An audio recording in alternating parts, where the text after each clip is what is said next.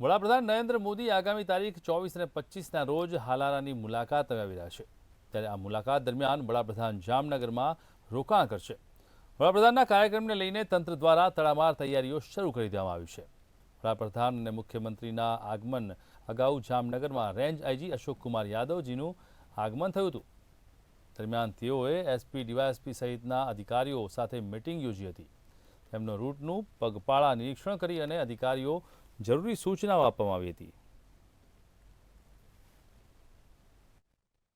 માનનીય વડાપ્રધાન શ્રીનો જે જામનગરના વિઝિટ છે, આ વિઝિટ માટે આજ રેન્જ આઈજી સાહેબ શ્રીની અધ્યક્ષતામાં આજ જે આખો રૂટ છે, આખા રૂટનો અમે લોકો પેદલ ચાલી અને સર્વે કર્યો છે અને માનનીય રેન્જ આઈજી તરફથી ઘણી બધી અમે લોકોને જે સૂચના મળી છે, આ સૂચના આધારિત અમે લોકો આગળ વધીએ અને જે આપણે અહીંયા રાત્રિ રોકાણનો પ્રોગ્રામ છે, આ પ્રોગ્રામ માટે આખી જે પોલીસ અલગ અલગ વસ્તુ કરી રહી છે।